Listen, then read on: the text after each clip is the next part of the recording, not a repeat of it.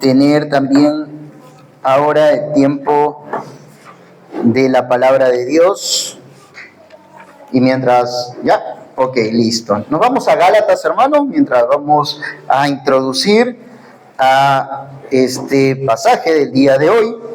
La semana pasada ya el pastor Ángel Ansardo compartió el capítulo 3, pero teníamos una deuda, la deuda era el capítulo 2.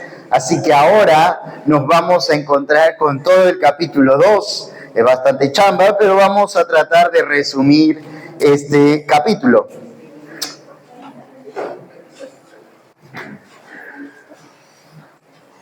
Las instituciones académicas cada vez más van buscando superarse y ser más confiables, alineándose a estándares nacionales, pero sobre todo internacionales, por medio de acreditaciones. Una acreditación es la aprobación que se le da a una institución, ya sean colegios, institutos o universidades, donde se les reconoce por su alto nivel por su alto nivel de enseñanza y por su plana docente. De esa manera, esa institución se vuelve en una institución confiable y donde los alumnos recurrirán a ella. Sus cursos y sus títulos también son aceptados de manera internacional, porque tienen acreditaciones internacionales. La acreditadora no es la encargada de hacer que una institución se supere cada vez más. La institución misma es la encargada de velar por su plana docente, tener buenos docentes, tener buena currícula. Pero lo que hace la acreditadora es simplemente evaluar y determinar si esa institución tiene un nivel académico alto, si cumple, digamos así, con los requisitos. Tú te preguntarás, pastor, ¿qué tiene? ¿Está loco? ¿Para qué habla de acreditación? ¿Acaso yo voy a...? Bueno, hay algunos que de repente esta palabra, por eso la he explicado un poquito, va a ser un poco rara, la acreditadora o acreditación, pero por eso he explicado. ¿Pero qué tiene que ver esto con lo que vamos a hablar el día de hoy? Quiero relacionar, porque de la misma manera, hoy nos vamos a encontrar con un pasaje en donde el apóstol Pablo va a ser acreditado por los otros apóstoles. Los otros apóstoles, eso no quiere decir que los otros apóstoles van a añadir conocimiento a Pablo. Simplemente Pablo se va a colocar debajo de los líderes de la iglesia de Jerusalén para ser evaluado. Y esto demuestra un carácter humilde en Pablo, pero también va a aclarar Pablo que no es que estos líderes hayan influido en su enseñanza, no han agregado y no han quitado nada, pero cuando Pablo presentó su mensaje delante de estos líderes, ellos le dieron la posta de señal, es decir, acreditaron y dijeron: todo lo que Pablo enseña, todo lo que Pablo ha predicado y anunciado es el mismo mensaje que hemos recibido de Cristo Jesús. De esa manera, Pablo, su mensaje, su apostolado, su ministerio va a tener la acreditación de los apóstoles. Vamos a la carta de Gálatas. ¿Y qué encontramos en la carta de Gálatas? Cuando nosotros observamos este estilo literario, este género literario, es epistolar. La forma en que se escribe es una carta. Y una carta, las cartas de Pablo normalmente están divididas en dos partes. La sección teológica o doctrinal y la sección práctica. Del capítulo 1 hasta el capítulo 4 tenemos la sección doctrinal. Y del capítulo 5, 6, tenemos la sección práctica. Pastor, ¿cómo observamos esto? ¿Usted lo está inventando? No. ¿Cómo se da cuenta? En primer lugar, porque la sección teológica puede ser exhortaciones, puede ser reprensiones, como en este caso, contiene enseñanzas, pero en las secciones prácticas contienen mandamientos, verbos en función imperativa, esos verbos que ordenan a una persona a hacer lo siguiente. Y ya lo habremos visto en el capítulo 5, versículo 1. ¿Se dan cuenta? Hay una orden. ¿Cuál es? Estad firmes en la libertad con que Cristo hizo libres. Entonces hay una orden. El creyente tiene que estar firmes en esa verdad, en esa libertad en la que ha sido llamada. Versículo 16. Andad en el Espíritu. Hay una orden. Todo creyente como iglesia debemos andar en el Espíritu y no en la carne. Versículo 1 y 2, especialmente el 2 del capítulo 6, sobrellevar los unos las cargas de los otros. Así que hay 3 acciones que el creyente debe tomar en cuenta y obedecer. Esa es la sección práctica, ya llegaremos allá. Pero nosotros estamos en la sección doctrinal. Y en la sección doctrinal habíamos mencionado que se divide en 2.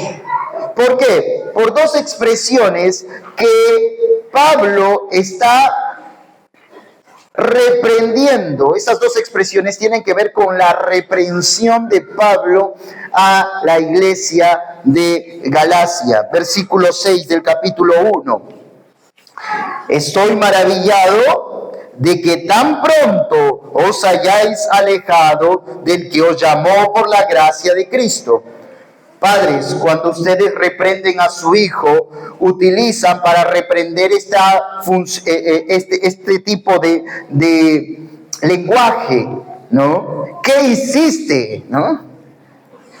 ¿Por qué has hecho esto? Ese tono. En cambio, para felicitar alguna buena acción de su hijo, ¿qué utiliza?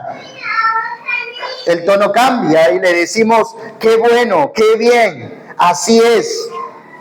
Entonces lo que observamos aquí es que Pablo está reprendiendo. Y la reprensión viene porque los creyentes de Galacia se habían desvirtuado, se habían alejado de la verdad. Cuando alguien hace algo malo, ¿qué hay que hacer? Reprender.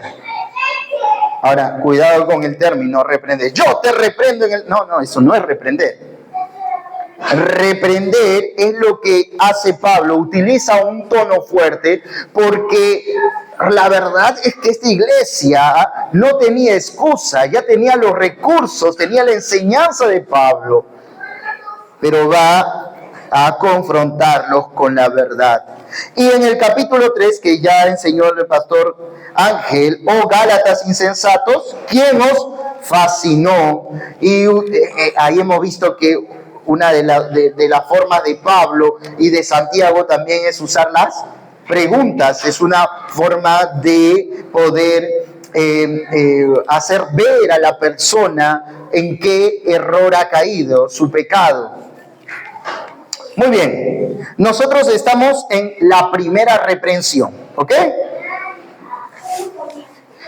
Y en esta primera reprensión, que va desde el versículo 6 hasta el capítulo 2, versículo 21, ¿sí? Toda esta sección tiene que ver con la primera reprensión de Pablo. Pablo le reprende por haberse alejado del que os llamó por la gracia de Cristo para seguir un evangelio diferente. Pablo está reprendiendo a los Gálatas porque se han alejado del que os llamó por la gracia de Cristo para seguir un evangelio diferente. En esta sección vamos a observar que Pablo va a reprender usando algo personal de Pablo. ¿Cuántos se acuerdan cómo hemos mencionado a esta subdivisión? Versículo 11 del capítulo 1 hasta el 2:21. La sección autobiográfica.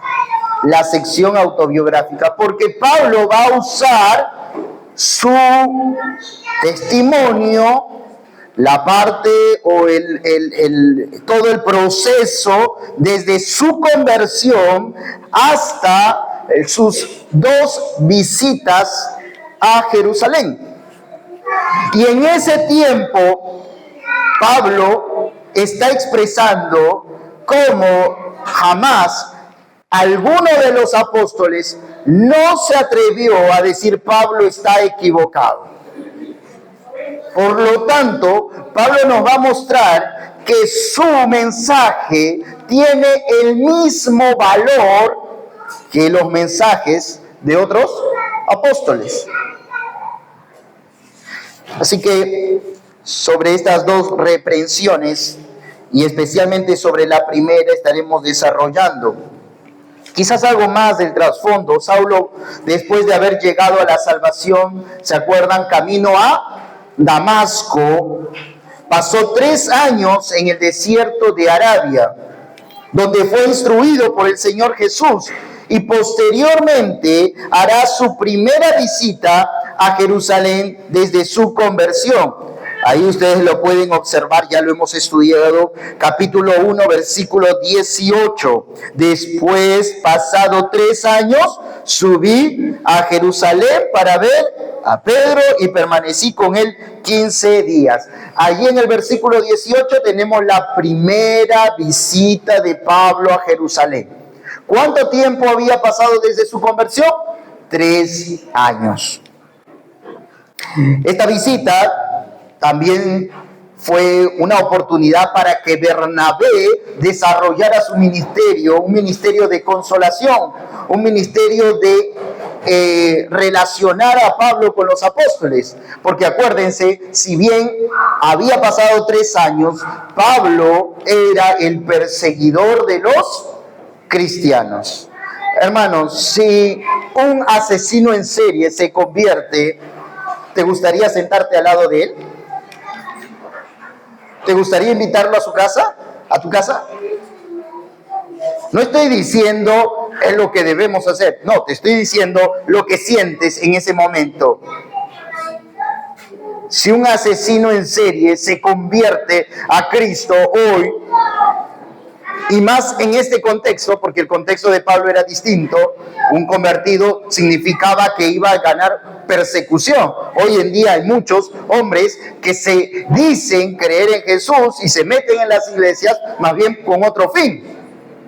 Pero si un inconverso, y especialmente de esa categoría, un asesino en serie que es buscado aquí en Villa El Salvador, llega aquí y conoce a Cristo y tú le dices, mañana te espero en mi casa. Asesinó de cristianos. Y peor encima, ¿no? Asesinó a 20 ya de aquí, ¿no? Hermano, ¿te das cuenta? Es difícil, ¿no? Entonces, los apóstoles también tenían miedo de juntarse con Pablo. Pero Bernabé es guiado por Dios y tiene un corazón distinto. En el ministerio necesitamos Bernabés que lleven a una persona a la comunión junto a otros hermanos. Y Bernabé va a hacer eso. Y les va a decir, ven Pablito, tú vas conmigo detrás de mí, no te preocupes, ¿no? Entonces, Pedrito, ven acá, he programado un desayuno mañana a las 7, ¿no? Juan, ya, miércoles a las 6. ¿Con quién? Con Pablo. ¿Estás seguro? Sí, en tu casa. Muy bien. Y así Bernabé era ese hombre que relacionaba y ponía en unidad a estos 2 hombres. Un buen ministerio que tenía Bernabé. Luego Saulo desarrolla un ministerio silencioso. Dice que luego, después, versículo 20, 21, perdón. Después fui a las regiones de Siria y Cilicia, ¿sí? Así que Pablo desapareció del mapa de la iglesia judía. Después de esa visita corta, Pablo desapareció del mapa de la iglesia judía. ¿Saben cuántos años pasaron? Capítulo 2, versículo 1, 14 años desde su conversión. ¿Qué estuvo haciendo Pablo? Si restamos 14 menos 3, serían 11 años. Y si consideramos los tres primeros estuvo en el desierto, así que tampoco estuvo con la gente. Esos 3 años de revelación, esos 3 años de instrucción bíblica de parte de Jesús, más los 11 de un anonimato. Nadie sabe lo que estuvo haciendo. Bueno, sí sabemos algunas cosas. Pablo en la región de Cilicia, de Cesarea, lo que estuvo haciendo es compartiendo de manera personal. No estaba en ningún tipo de liderazgo, hermano. No estaba cumpliendo la función, digamos así, reconocido por los 11 o los 12 de Jerusalén como un apóstol más. Hasta capítulo 2, que viene a Jerusalén por segunda vez. Y me gustaría que juntos podamos leer el capítulo 2. Nos ponemos de pie en el capítulo 2, del 1 al 21. Es nuestro texto de estudio de esta mañana, de este día.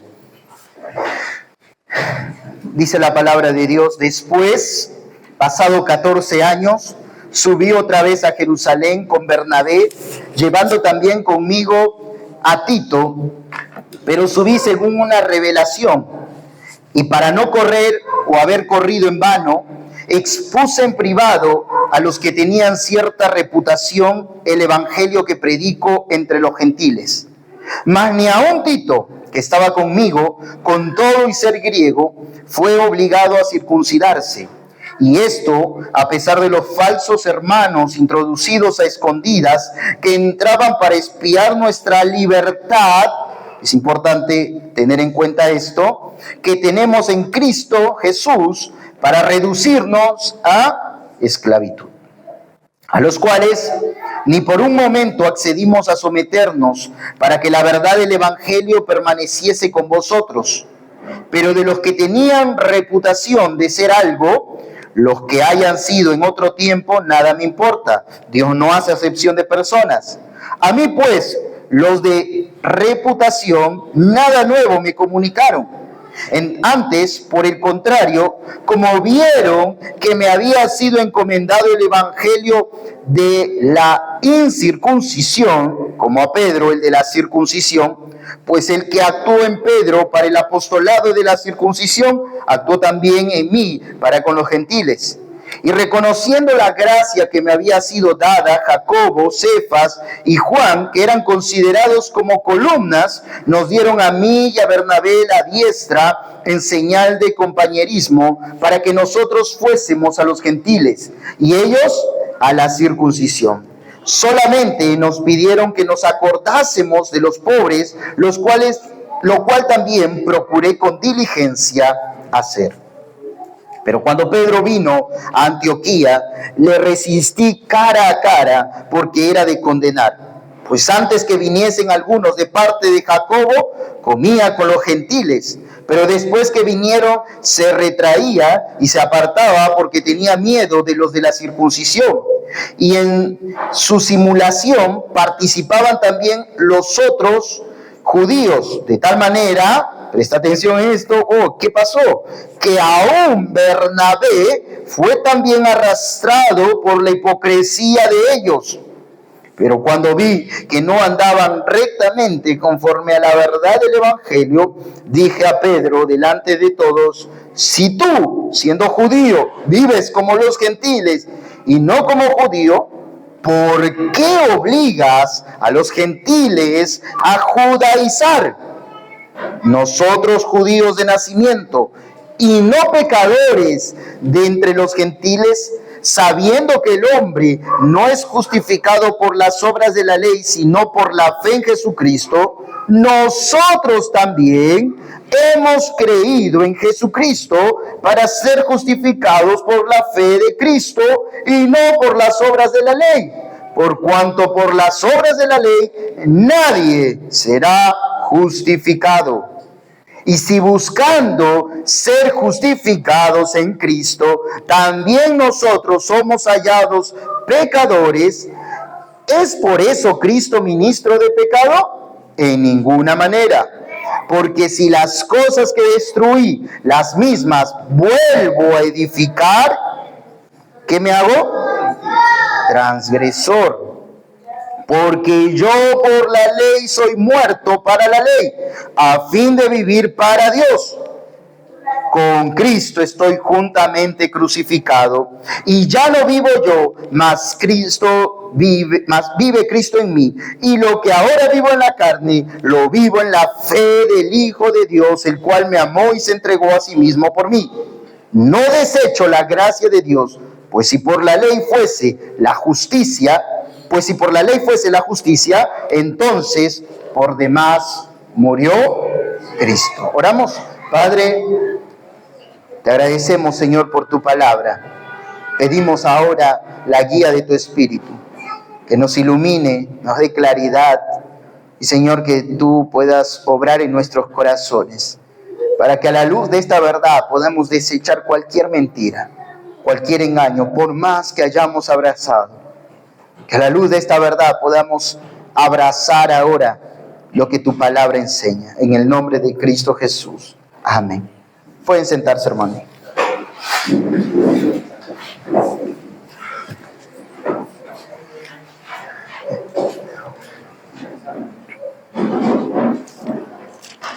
Los versículos del 1 al 21 del capítulo 2, Pablo presenta dos evidencias de la autenticidad de su ministerio. Dos evidencias de la autenticidad de su ministerio. La primera es la aprobación de los líderes apostólicos. Y la segunda es la reprensión a Pedro por su hipocresía. ¿Sí? Dos evidencias de la autenticidad del ministerio apostólico de Pablo. En primer lugar, la aprobación de los otros apóstoles. Pero en segundo lugar, la reprensión a Pedro por su hipocresía. Veamos la primera entonces. Del versículo 1 hasta el versículo 10, vamos a ver cómo Pablo va narrando lo que sucedió en su segunda visita a Jerusalén, donde recibió la aprobación de los líderes de la iglesia de Jerusalén. Pablo hasta el presente había visitado, ya hemos dicho, 2 veces, hasta el tiempo en que se escribe Gálatas, 2 veces había visitado Jerusalén. La primera a los 3 años de su conversión. La segunda a los 14 años de su conversión. Y si tú quieres saber cuándo fue la tercera vez que visitó Pablo a a Jerusalén, fue en Hechos capítulo 15. Pero para Hechos capítulo 15 ya se había escrito esta carta de Gálatas. Pastor, ¿cómo lo sabe? De manera muy sencilla. En primer lugar, porque si no tendríamos otro texto que diga: y la tercera vez que fui a Jerusalén, los líderes se juntaron, tuvimos una reunión con ellos y se llegó a un acuerdo. Pero no, Pablo no utiliza lo que sucede en Hechos 15. Por lo tanto, Gálatas se escribe antes de ese suceso. Ahora, ¿en qué año aproximadamente? Nosotros ya hemos dado una fecha aproximada de cuando Pablo escribe Gálatas. Si el concilio de Jerusalén, descrito en Hechos capítulo 15, sucedió en el año 49 después de Cristo, Gálatas tuvo que haber sido antes del 49. Pastor, ¿Hay algún contexto en el que podamos ubicar? Bueno, la segunda vez, el capítulo 2, narra la segunda vez que Pablo visitó Jerusalén. ¿Y cuál es el contexto? Lo vamos a ver en Hechos, capítulo 11, 27 al 30. ¿Qué vamos a observar allí? Que llegó de Jerusalén un profeta llamado Agabo. Y Agabo dijo, va a haber una hambruna. Pastor, si este es un hecho histórico, tiene que estar narrado. ¿Alguien, algún historiador habrá narrado esto? Sí, Josefo. Y Josefo nos ubica entre el 46 al 48, que hubo la hambruna en Jerusalén. Por lo tanto, la segunda visita pudo haber estado en ese tiempo. Lo situamos en el año 47 después de Cristo. La segunda visita de Pablo. Y la tercera estuvo muy cerca, porque el primer viaje, también hay que considerar, el primer viaje de Pablo duró 2 años aproximadamente. Entonces, después de esta segunda visita, Pablo sale a su primer viaje misionero y funda la iglesia de los Gálatas. ¿Por qué? Porque Galacia tiene que ver con la provincia romana, una de las provincias de Roma, que consiste, y especialmente según la teoría del sur, que ya hemos hablado de eso al inicio, las iglesias que están abajo, al sur, ¿cuáles son? Iconio, Listra y Derbe. Pastor, pero de ahí viene Timoteo. Sí, Timoteo viene de allí. Esas 3 iglesias están consideradas dentro de la provincia romana de Galacia. Así que Pablo le escribe directamente a estos creyentes, a estas iglesias que estaban en el sur de Galacia.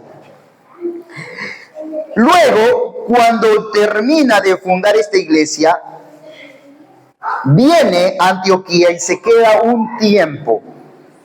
Por lo tanto, Gálatas se ubica después del primer viaje y antes del concilio de Jerusalén. ¿Qué margen tenemos? El margen de finales del 48, porque terminó el viaje misionero, y comienzo del 49. Ese es el margen que tenemos. Entonces, algunos comentaristas pueden situar a Gálatas mientras Pablo viajaba para el concilio de Jerusalén, ¿sí? Antes de viajar al concilio de Jerusalén, antes de reunirse con los líderes de Jerusalén, allí Pablo le escribía a los Gálatas. Así que está muy pegado a la próxima reunión que van a tener Pablo y los líderes religiosos, de la iglesia de Jerusalén. Bueno, eso para ubicar un poco en cuanto al contexto. Ahora vamos a ver cómo Pablo expone su mensaje a los líderes de la iglesia de Jerusalén. Mira, fíjate allí versículo 1 del capítulo 2, 1 y 2. Después, pasado 14 años, subí otra vez a Jerusalén. ¿Qué vez es? La segunda vez, la segunda visita. ¿Con quién? Con Bernabé. Llevando también conmigo ¿a quién? ¿Quién es Tito? Bueno, versículo 2, hay que leer completo. Pero subí según la revelación, y para no correr o haber corrido en vano, expuse en privado a los que tenían cierta reputación el evangelio que predico entre los gentiles. Versículo 3, mas ni aún Tito, que estaba conmigo, con todo y ser. Entonces, ¿qué era Tito? Y por lo tanto era un gentil. ¿Qué era Tito? Un gentil. Pablo visitó Jerusalén junto a un gentil. Un gentil era su compañero de ministerio. ¿Y qué nos va a decir? En primer lugar, ¿cuál era el motivo de su visita de Pablo? a Jerusalén en este segundo viaje. ¿Ya leyeron Hechos capítulo 11, versículo 17 al 30? ¿Cuál era el motivo? Llevar la ofrenda a los hermanos de Jerusalén. Hermanos, una de las características, solo para hacer un paréntesis, de la iglesia, de los creyentes, es que los creyentes se preocupan por otros creyentes que están pasando necesidad. Esta es una característica que debemos hacerlo. Y por la gracia de Dios lo estamos haciendo. Detectamos en nuestras conversaciones, en nuestros discipulados, especialmente en las reuniones que tengo, alguna situación, lo expongo a la iglesia y juntos, gracias a Dios, la iglesia ha respondido. Pero debemos entender que esto era parte, un rasgo en la vida de la iglesia de Jerusalén.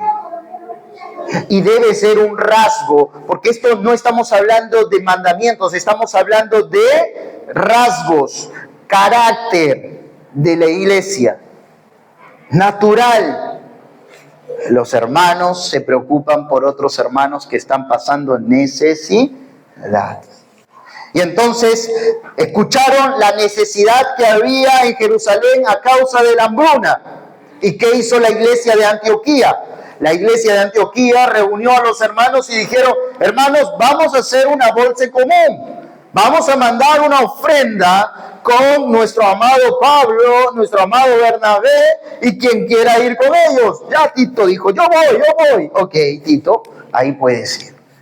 Y fueron hacia Jerusalén enviando la ofrenda, pero también dando soporte a los hermanos de Jerusalén. Entonces, después que habían terminado esto, Pablo, en medio de esta segunda visita, Pablo va a aprovechar, ¿para qué? Para colocar todo el mensaje, 14 años. Pablo ya no era un principiante, nunca lo fue, pero digo, Pablo ahora necesita colocar ese mensaje que ha recibido frente a los líderes de la iglesia de Jerusalén. Entonces, versículo 2, expuse, ahí al final, en privado. ¿Cuál es la diferencia? Porque hay muchos que piensan que esto se refiere al capítulo 15 del libro de Hechos. ¿Cuál es la diferencia? Que aquí dice en privado. Y en el capítulo 15 es en privado. No, es de manera pública. Entonces, en Hechos capítulo 15 vemos otra reunión aparte del que se menciona en Gálatas capítulo 2, versículo 2. Esta segunda vez, este viaje a Jerusalén tuvo como propósito no solamente llevar los donativos, sino que Pablo, por eso digo, Pablo no es cualquier hombre, hermano. Yo solamente vine para esto y punto, me voy. No. Pablo es totalmente astuto, él está avanzando ya en su mente y él tiene ya, ve una oportunidad, voy a llevar los donativos, pero es una oportunidad que Dios me está dando para exponer toda la revelación que Dios me ha dado delante de aquellos que son los líderes de la iglesia, los apóstoles. Entonces, eso es lo que va a hacer Pablo en privado. Pastor, ¿y qué nos muestra esto? Bueno, quiero señalar dos cosas. En primer lugar, Pablo no se cree superior a los apóstoles. ¿Sí? A veces, no, yo no necesito decirle nada a nadie. Esto Dios reveló en mi corazón, esto Dios lo puso. Perdón por utilizar esa palabra, eso Dios reveló, ¿no? Pero esto Dios puso en mi corazón y por lo tanto yo voy a hacerlo. ¿Dónde dice eso? Si siendo Pablo el que recibió revelación, lo sometió al liderazgo. Hay un orden. Pablo reconoce que hay un orden en la iglesia. Antioquía no es una iglesia aparte de Jerusalén. Hay un orden. Hermanos, hay creyentes lastimosamente en estos tiempos en que piensan que no tienen que estar sujetos a una iglesia. Hay un orden. Pablo lo demuestra, está modelando cómo él ve a otros líderes y se somete. Hermanos, muchas veces el liderazgo no tiene que estar... me ha pasado, y voy a contar, y Pedro es testigo porque fueron a Brasil, y yo le dije, Pedro, ven, siéntate, vamos a conversar con el pastor. Y lo que hice es poder mostrarle a él que cada vez que yo voy a un lugar donde hay iglesias que están velando por nosotros como familia pastoral, voy a ponerme de manera intencional debajo de ellos, contándoles todas las cosas que han pasado. Y entonces fui al pastor y le conté, pastor, así, así, así, así, así. Y no solamente allá, aquí también Dios nos permite tener algún tipo de relación con algún pastor, y lo que hacemos es de manera intencional. Porque, hermanos, en el ministerio no hay jerarquías. No hay jerarquías. Y Pablo nos va a enseñar algo que vamos a hablar después. Es el principio de interdependencia. En el ministerio hay esto. Yo me someto. Y la Biblia que enseña, someteos los unos a los otros. Papás, no, mi hijo. Pero Dios te enseña a someterte incluso a ellos. No es que ahora tú le vas a obedecer a tu hijo, eso no es. Es de poder colocarte, entender que tú estás para servir a tu hijo. Entonces, recordemos esto, Pablo no está presumido diciendo, no tengo que decir nada a nadie. En segundo lugar, vemos un carácter de humildad. Pablo se humilla y Pablo está dispuesto a colocarse. Ahora, Pablo no está aquí para negociar la verdad, hermanos. Pablo no está dudando de su mensaje, ¿sí? Versículo 2. Pablo no es que dice, a ver, ¿qué me van a decir los apóstoles? De repente me van a corregir en algo, de repente van a sumar algo más, o de repente van a quitar algo más. Pedrito, atrevido, entonces, ¿qué me va a decir Juancito? De repente él me va a hablar mejor. No. Pablo no duda de su mensaje, pues lo recibió ¿de quién? Directamente del Señor Jesucristo. Tampoco está dispuesto a cambiarlo. Principio, la verdad no se negocia. La palabra de Dios es la única fuente de verdad, y la verdad no se negocia, no es negociable. Ay, a ver, de repente, pero en el contexto en donde estoy, están haciendo estas cosas que no agradan a Dios. De repente Dios va a considerarme, ¿no? Porque sabe que hay mucha presión. No, la verdad no se negocia. Hermanos, vivimos en un mundo relativo en donde solo hay una cosa absoluta, la palabra de Dios. Tu opinión es relativo. Mi opinión es relativo, subjetivo. Pero la palabra de Dios es absoluta, clara, objetiva. Y si hay algo que yo puedo aceptar cuando converso con alguien, son ambas opiniones, mi opinión, tu opinión. Pero lo que yo no debo hacer jamás es negociar la verdad de Dios. Y eso es lo que Pablo está haciendo. Pablo, si bien se somete considerando a los líderes religiosos, Pablo también está buscando otra cosa más. ¿Qué observas tú aquí?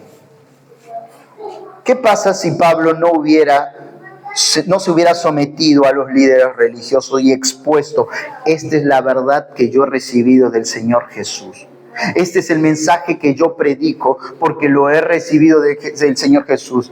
Si observamos más adelante, probablemente esto hizo que Pedro y Juan, Santiago, los líderes religiosos, evaluaran. Y probablemente Pedro dijera: ahora me acuerdo, esa vez que con Cornelio hablamos, y Cornelio, un tremendo gentil, y ellos recibieron el Espíritu Santo. Así que, hermanos, ¿qué está buscando Pablo? Y esto es muy importante.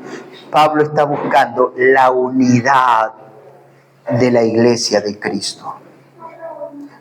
Pablo podría decir: yo soy apóstol.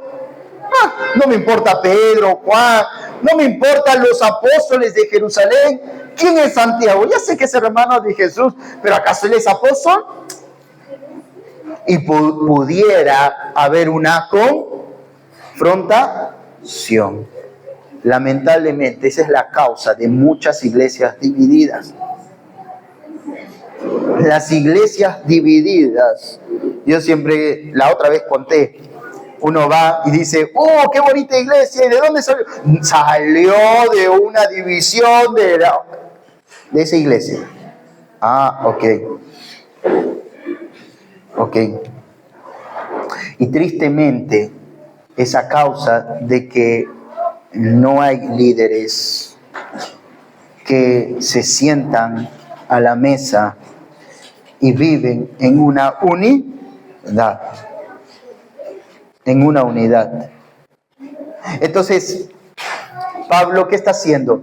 Voluntariamente está sometiéndose a otros líderes, pero al mismo tiempo está guardando la unidad de la iglesia. Queridos hermanos, ¿qué debe haber en nosotros? Principio: cada creyente está llamado solícitamente, porque Pablo lo dice a Efesios, a guardar la unidad en el vínculo de la paz.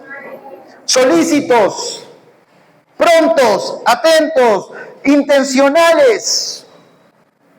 Si hay algo que está causando alguna fricción en la relación del cuerpo, lo primero que tienes que hacer es buscar la paz, buscar la unidad.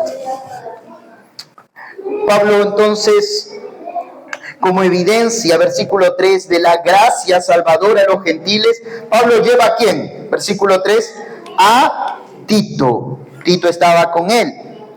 Y con todo y ser griego, ¿qué dice? ¿Fue obligado?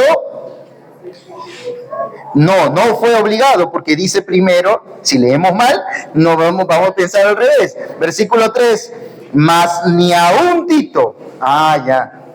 Mira cómo ha cambiado si ese más ni aún Tito lo sacáramos del versículo o no lo considerábamos y pensábamos que Tito fue mutilado. No.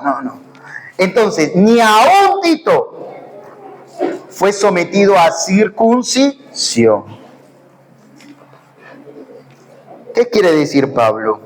Mira, hermano, hermana, debemos ser consecuentes.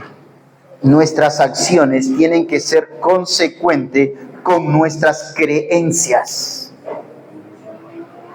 Nuestra conducta debe ser consecuente con nuestras convicciones.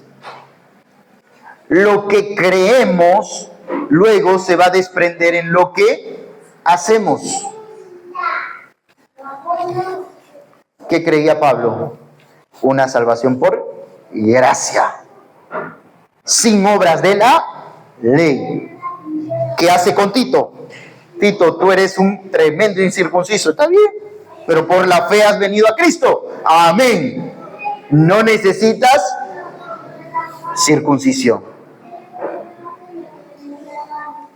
Pablo, su accionar, su conducta, su enseñanza es consecuente con sus convicciones, con lo que él recibió de Cristo Jesús. Tú y yo, ¿cómo somos? ¿Qué hacemos? Cuando estoy con mis amigos inconversos, ahí pues yo hago lo que ellos hacen. Pero cuando estoy con los creyentes, ahí sí, hasta les cito un versículo de memoria. Consecuente tus convicciones, tus creencias con tus acciones. Puedes decir, eso no hago yo, conmigo no cuenten, yo no voy a estar en medio de ustedes. ¿Puedes ser firme en esto? Versículo 4.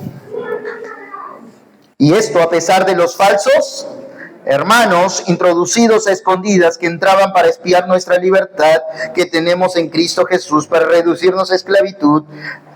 A ver, voy a enseñar acerca de la ideología de género. ¿Por qué? No porque se me ocurre, porque hay un pasaje en la Biblia que habla género, Dios creó al hombre, a la mujer, y viene una persona del Estado, digamos así, y se sienta aquí, porque ha salido una ley, y la ley dice que nadie puede, ni aun los cristianos, hablar en contra de este grupo que la minoría y que toma más fuerza, pero en realidad por la falta de hombres que hoy gracias a Dios se están levantando, hermanos. Esta semana le miraba un video de un joven de Costa Rica que estuvo ahí en esas reuniones o en esas conferencias, ¿cómo se les llama cuando hablan así de manera general? Cumbres o... No, así en forma masiva, cuando hacen los candidatos su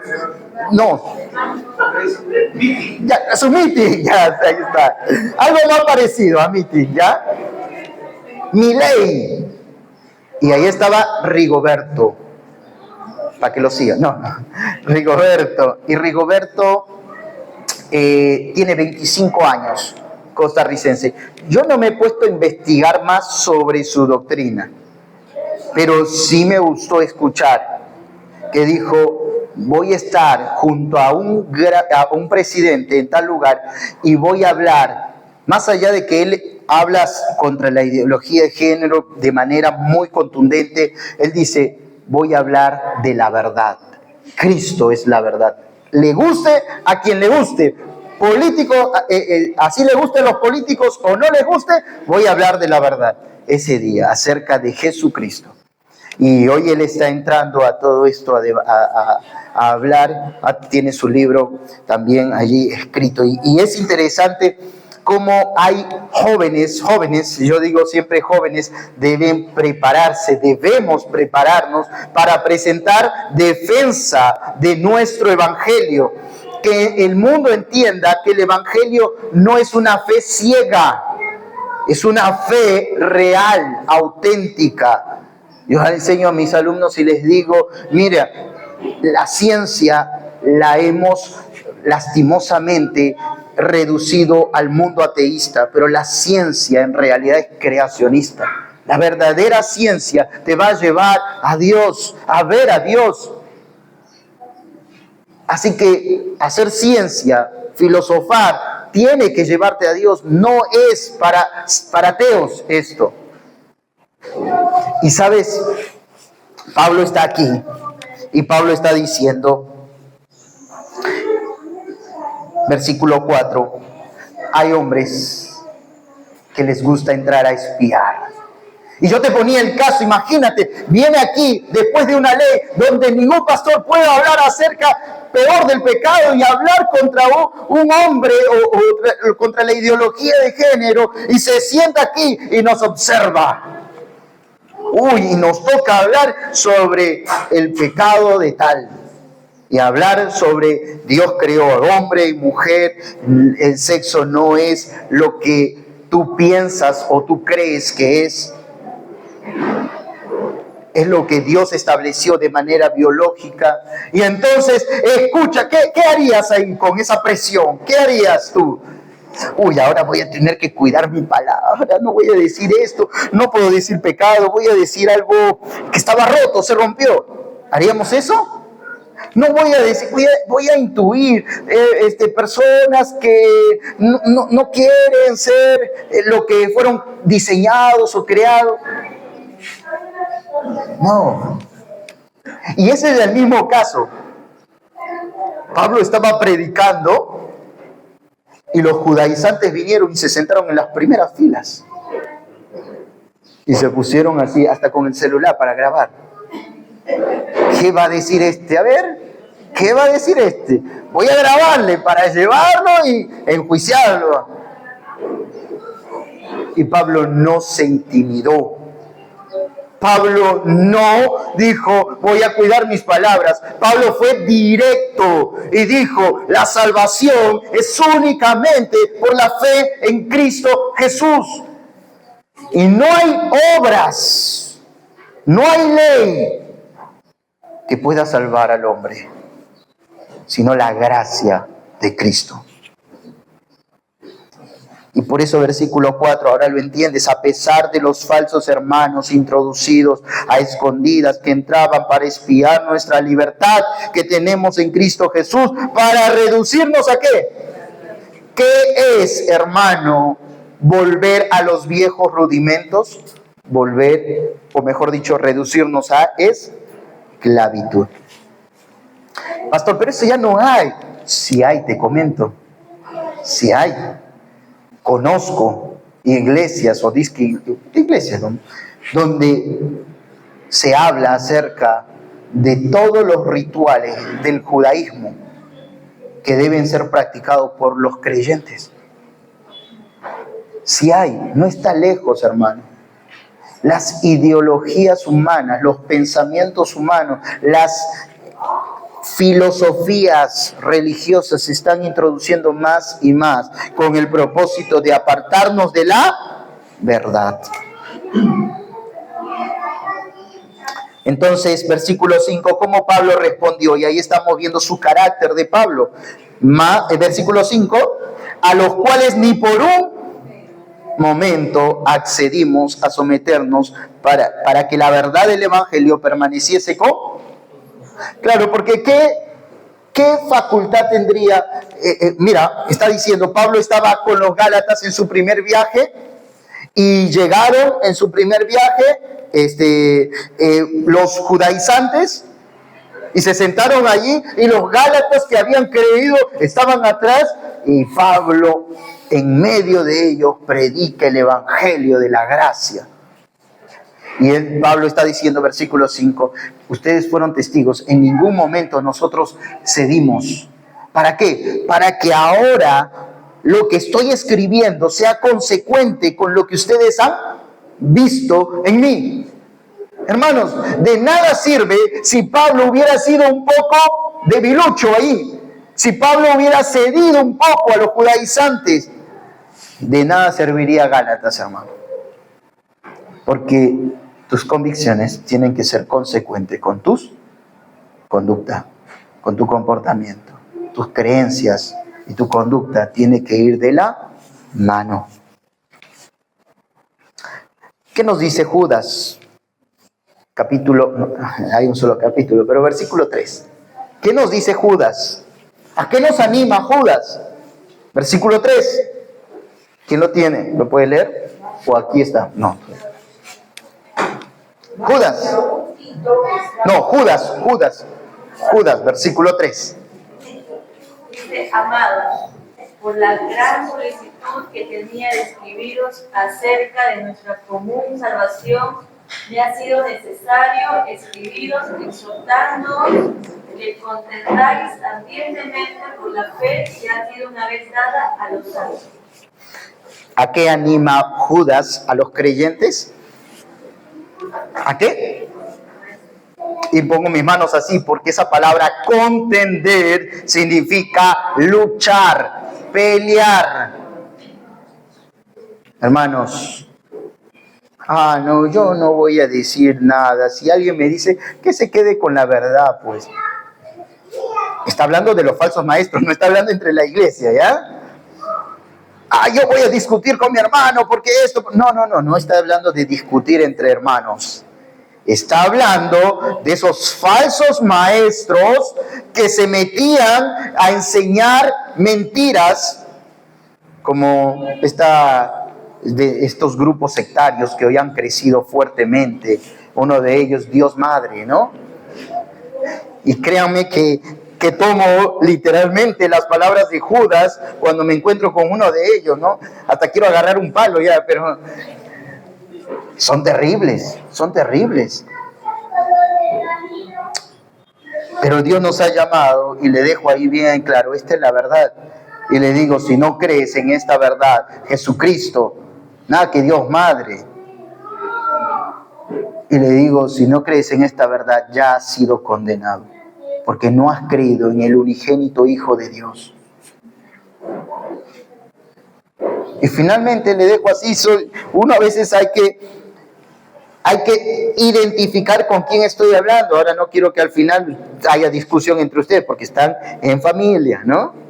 Pero está hablando con aquellos hombres que buscan engañar a la gente y especialmente al pueblo de Dios. Esta conducta consecuente con el Evangelio tiene como propósito ser de estímulo y ejemplo para los Gálatas y para las iglesias de todos los tiempos, de cómo el creyente tiene que contender contra los falsos maestros. Ceder a estas prácticas sería negar la salvación por gracia, añadiendo a la fe las obras de la ley. Principio o una verdad que puedo compartir con ustedes es: la unidad no se consigue a costa de la verdad, sino en función de la verdad. La unidad no se consigue a costa de la verdad. Ecumenismo, en otras palabras. Vamos a unir todas las religiones del mundo para que seamos uno solo. La unidad no se consigue a costa de la verdad, sino en función de la verdad. Y yo no puedo tener unidad con un musulmán, con un católico, con un, no sé, hasta que todos reconozcamos que el único camino, la única verdad y la vida es Jesucristo. Y no hay salvación por otro medio que no sea Jesucristo. Pero hay que quedar bien con ellos. No, Judas no me dice eso. Judas me dice que pelee por la verdad. Pablo, en sus 11 años de anonimato, fue formando un carácter consecuente con el mensaje glorioso del Evangelio, el cual va a servir de ánimo a los creyentes de Galacia, pero también sirve de ánimo para nosotros, porque nos anima a ser consecuentes con nuestras convicciones, a entender que el Evangelio de gracia no acepta ninguna obra humana, ni obras de la ley. Pero la segunda evidencia, el segundo argumento del 11 al 21 encontramos, y va a ser rápido esta parte, Pablo es acreditado por los líderes de la iglesia de Jerusalén. Bueno, en realidad estoy en el primer punto, que tiene dos divisiones. Ahí del versículo 6 en adelante dice, ¿qué dice el versículo 6? Pero de los que tenían reputación de ser los que hayan sido en otro tiempo, Dios no hace. A mí pues los de la reputación. Y yo digo, Pablo también tenía un buen sentido de humor, ¿no? Hay que lidiar con los sentidos de humor de las personas, ¿ah? Algunos somos más frágiles. Yo a veces llegué a Argentina y lloré varias veces, ¿no? Porque en el ambiente en donde estaba se dice que el argentino es recontra irónico, sarcástico, duro, directo, y en fin. Y yo pues era bien noble, ¿no? Y yo sufrí y me quería ir, pero Dios me enseñó bastante. Y hoy amo a esa iglesia, amo a ese pastor. Pero mira, si tienes que ver con formas de ser, personalidades, Pablo es irónico. Pablo dice, y los de la reputación, esos como parece despreciarlos, ¿no? Pero no está haciendo eso. Ya hay que tener, entendiendo el contexto, hay que considerar el contexto. ¿Qué es lo que estaban haciendo estos falsos maestros? Estaban diciendo, ¿qué? ¿Ustedes creen y siguen a Pablo? ¿Quién es Pablo? ¿Quién es Pablo? A ver, díganme, ¿quién es Pablo? Nosotros somos judíos. Nosotros venimos de Jerusalén. Nosotros, pues, somos mejores que Pablo. ¿Quién es Pablo? Entonces, Pablo dice, esos falsos maestros, por congraciarse, por querer buscar minimizar a Pablo, entonces, mira, hay personas así, decían, nosotros pues que venimos junto a Pedro, a Jacobo, nosotros hemos estado allí, venimos de Judea, hermanos, créannos a nosotros. Y ponían en alto a Pedro, a Jacobo y a Pablo abajo, ¿no? ¿Quién es Pablo? Entonces, en ese contexto, Pablo va a decir, los de, ¿cómo les llama? Versículo 6, los de la reputación, refiriéndose a los apóstoles. Nada nuevo me comunicaron. Lo que hayan sido en otro tiempo, está hablando seguidores de Jesús, estuvieron con Jesús, yo también he recibido de parte de Jesús directamente la revelación. Así que Pablo lo que está haciendo no es minimizar a los 12, no es ridiculizar, no es mostrar soberbia, al contrario, lo que Pablo está haciendo es argumentar que su mensaje y su ministerio tiene el mismo valor, el mismo nivel que los otros apóstoles. La iglesia de Galacia no tendría ninguna razón para decir quién es Pablo. ¿Quién es Pablo? Y se observan 3 pasos en el reconocimiento de estos hombres, del 7 hasta el 10. ¿Cuáles son estos 3 pasos? Que me gustaría también ponerlo como una base dentro de la iglesia para cuando nosotros tengamos que llamar a alguien al ministerio, ordenarlo, encomendarlo. Consideremos esto por algunos verbos. En primer lugar, dice, vieron, ¿no? Versículo 7. Antes, por el contrario, ¿cómo? Vieron que me había sido encomendado. Hermanos, vieron, esa palabra es percibir. Cuando observaron a Pablo, percibieron que Pablo había sido llamado por Cristo. Percibieron. Entonces, ¿cuál es el primer paso? La observación. Pablo fue observado por estos líderes. Y no solamente en ese momento que llegaron. Los líderes de Jerusalén ya tenían todo un informe de Pablo. Por lo tanto, los líderes lo que hicieron es observar a Pablo. Y entonces percibieron que era evidente que Cristo había confiado a Pablo el evangelio el evangelio de la incircuncisión. Pero no solamente vemos la observación, versículo 9. ¿Qué dice? ¿Qué otro verbo encontramos acá? Y reconociendo. Esa palabra reconocer más bien tiene que ver con saber, con la palabra, o en la palabra griega, gimnotes, algo así, ¿ya? No puedo pronunciar bien porque hay puras consonantes aquí. Entonces, fíjate de la palabra conocimiento, saber.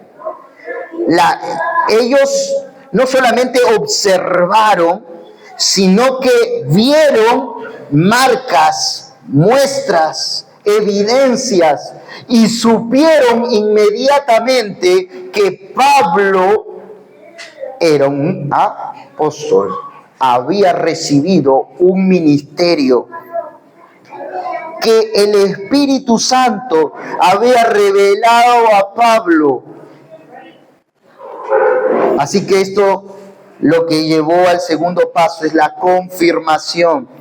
Entonces, hermanos, la observación, pero también la confirmación. Necesitamos observar y entender que Dios en ese tiempo estará confirmando que Él ha llamado también a otros hombres al ministerio.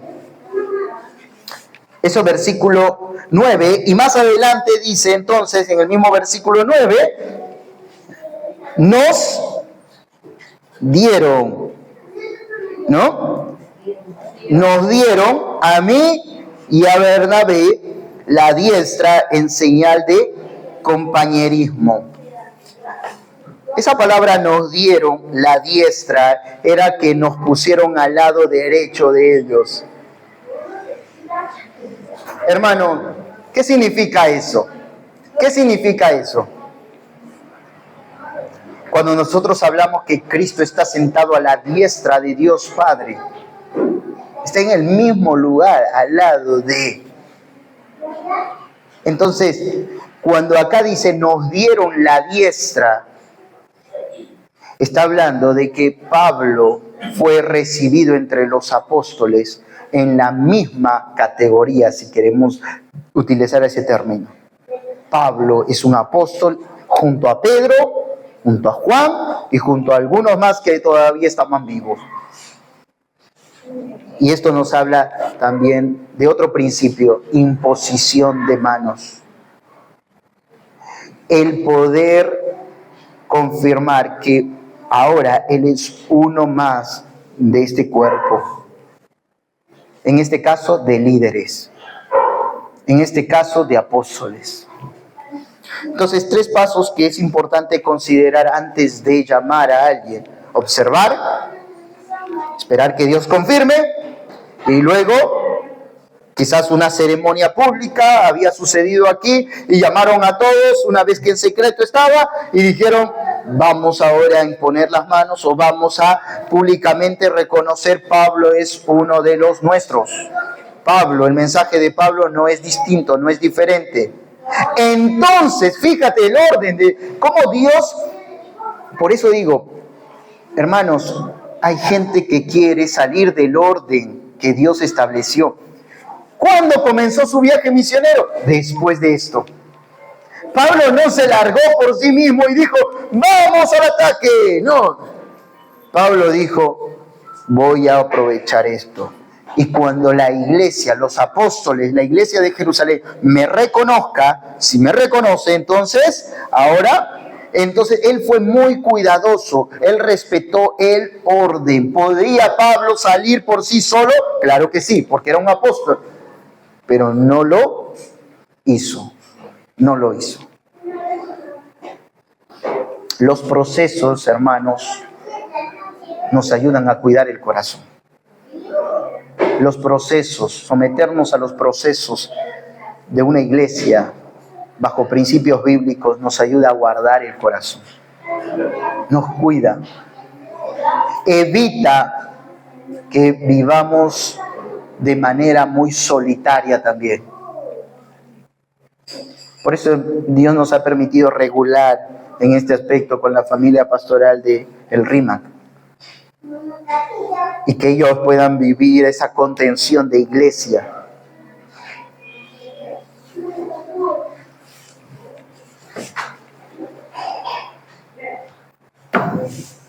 Nos vamos hasta las 12 entonces. Todavía me falta la otra mitad. Era muy largo, hermanos, el capítulo 2, ¿verdad? Pero vamos a cerrar aquí. Yo quiero pensar en algo. Hermanos, voy a dejar la otra parte para el siguiente domingo, para no ser gravoso, no ser piedra de tropiezo para muchos. Pero quiero dejar esto entendiendo algo. Hermanos, Dios nos ha llamado a la unidad. Y la unidad no la hacemos nosotros. Una vez escuché de una persona decir: cuando yo vaya a la iglesia voy a unir a todo eso y les voy a hacer que hagan esto. No, es que no hay salvavidas en la iglesia. Esa iglesia está creciendo porque ese pastor es así. No se trata del pastor. No hay persona que sean los salvavidas en un ministerio, en una iglesia, porque la iglesia es ¿de quién? De Cristo. ¿Y tú qué crees? ¿Que Cristo no puede hacer lo que un pastor está haciendo? Supuestamente, si le atribuyes a ese pastor. Dios da a la medida que Él quiere dar y en el tiempo que Él quiere dar. Pero entiendan esto, hermanos. Dios nos ha llamado a la unidad, porque la unidad ya está establecida por medio del Espíritu Santo. El que hace la unidad es el Espíritu. El Espíritu Santo nos ha unido en un solo cuerpo, que es Cristo Jesús. Por lo tanto, Él es el agente. Nosotros simplemente estamos llamados a mantener, a cuidar. Porque cualquiera que se mete con la iglesia, que es el cuerpo de Cristo, ¿se mete con quién? Con Cristo. Así que, hermanos, yo insto, así como Pablo, que desarrolles un carácter de humildad y que juntos nos sometamos los unos a los otros para vivir en unidad. En esa misma unidad que el Espíritu Santo nos ha llamado y nos ha colocado en Cristo Jesús. No traigas las obras del pasado a tu vida, porque Pablo más adelante va a decir: con Cristo estoy juntamente crucificado, y ya no vivo yo, mas Cristo vive en mí. Y lo hemos entendido de muchas formas, ¿no? Pero en realidad lo está haciendo, lo está diciendo en este contexto.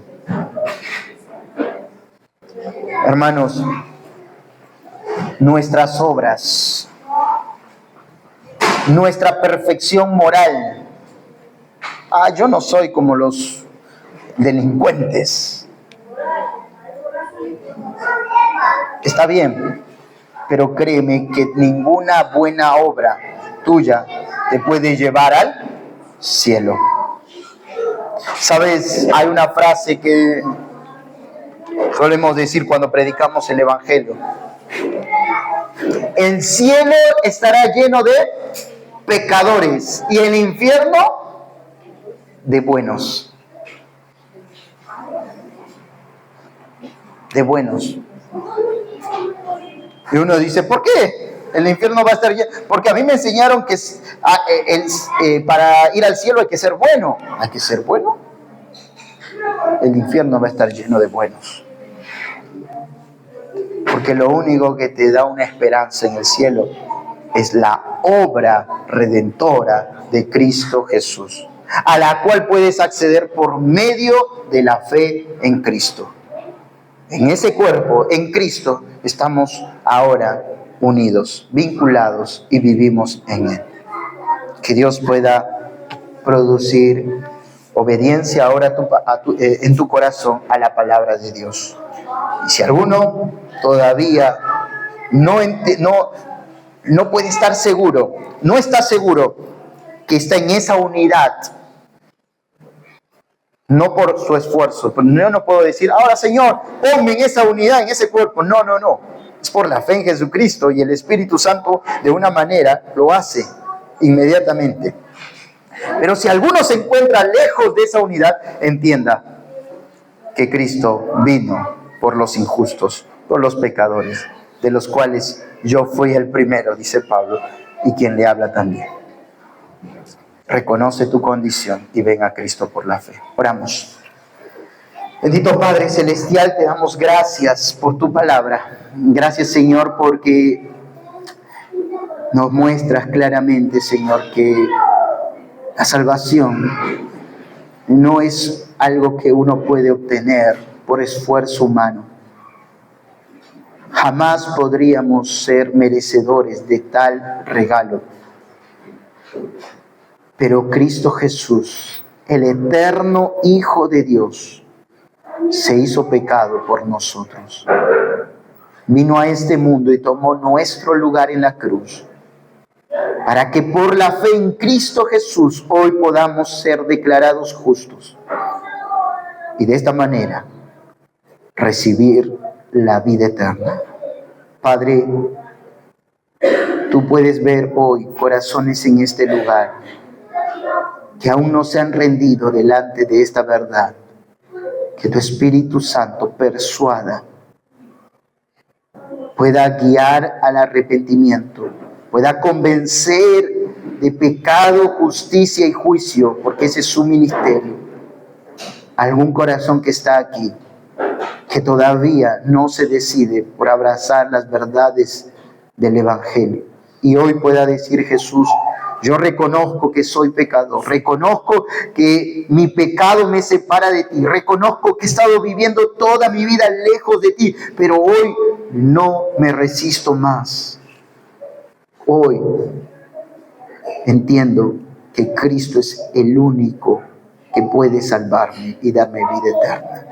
No se trata de mi religión, no se trata de mis buenas obras, no se trata de lo bueno que yo pueda hacer con las personas, se trata de la obra de Cristo en la cruz del Calvario. Y hoy yo miro a esa cruz, miro a ese Cristo que se entregó, que murió, que tomó mi lugar y que resucitó al tercer día para darme vida y vida eterna. Lo recibo en mi vida para que sea mi único y suficiente Salvador. Padre, que tu Espíritu pueda obrar en el corazón de aquel que hoy está clamando por salvación a ti. Pero también que tu iglesia entienda que al venir a Cristo hemos sido colocados en ese cuerpo por medio de tu Espíritu Santo para vivir en unidad. Y Pablo nos enseña que él no buscó llevar una relación de contienda con los otros apóstoles. Él se sometió, él se colocó debajo de ellos para que tú lo exaltes, y lo exaltaste, Señor. Padre, que entendamos que toda actitud de humillación y humildad repercute en gloria, en exaltación, pero de parte tuya, al colocarnos en lugares altos, pero también al encargarnos responsabilidades que son privilegios, Señor. Oh bendito Dios, que tu iglesia anhele vivir en unidad, en ese cuerpo. En el nombre de Cristo Jesús oramos. Amén. Amén.